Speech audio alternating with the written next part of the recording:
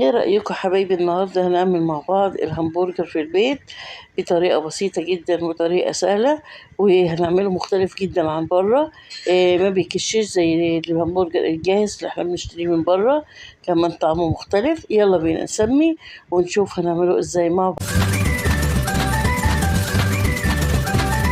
نص كيلو لحمة مفرومة، معلقة صغيرة من الملح، معلقة صغيرة من البابريكا، معلقة صغيرة من الفلفل الأسمر، كمان عندنا معلقة توم، معلقة بصل باودر، ومعلقة من بهارات البرجر. عندنا كمان كيس من الفيجيتار الحار. لو انت مش عايزة تحطي حار حطي عادي، لكن انا بحب الحاجة تبقى سبايسي كده شوية.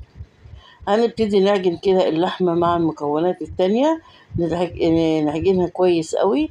شايفين؟ كل ما ندعك تدينا نتيجة أفضل بكتير. شايفين الشكل؟ وأهم حاجة في البرجر عشان تدينا نتيجة كويسة هيكون في 20% من الدهون. الدهون دي بتدي طعم حلو قوي إذا كان للكفتة أو للبرجر. كده حبايبي خلاص حطيتها في التلاجة لمدة ساعة. بعد كده هجيب بقى هشكل البرجر بالبصامة بتاعته، في دي بتتباع جاهزة. لو ما عندكيش بأي غطا حطي فيه كيس كده وحطي فيه قطعة اللحمة واضغطي عليها جامد، هتديكي نفس النتيجة. شايفين ده الشكل اللي هي تدون؟ بنشيل بقى كده الكيس بنقلبها على ايدينا. شايفين الشكل؟ وكمان عاملينها بسم الله ما شاء الله كبيرة، هنروح نشتريها من بره. لو كمان صغرناها تدينا كمية كبيرة قوي عن كده، لكن انا بفضله كده علشان انا هعمله بقى، يعني لما اجي احشيه في كايزر كبير فيبقى كده مالي وضعه كده وحلو.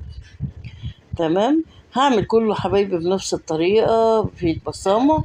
هحط الأول كيس من أكياس تلاجة، وأحط قطعة اللحمة وأضغط ضغطة جامدة، وبعد كده بشيل الكيس وبقلبها على إيدي، بتديني الشكل الجميل اللي انتوا شايفينه ده.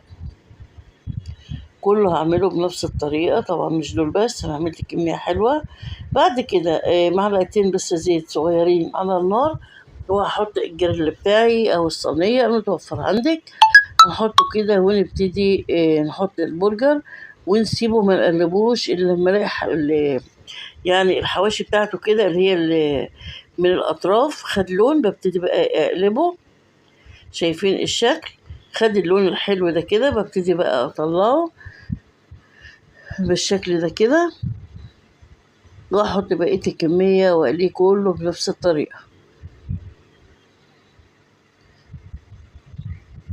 طعمه وريحته حلوين أوي أوي أوي عن الجاهز. كمان الجاهز كده وانت بتعمليه بس تلاقيه بيكش كده ويقوص، وساعات بيتقطع كده في المقلاية ووحش خالص، غير اللي انت بتعمليه في البيت بيبقى نضيف جدا وريحته حلوة وطعمه كمان حلو.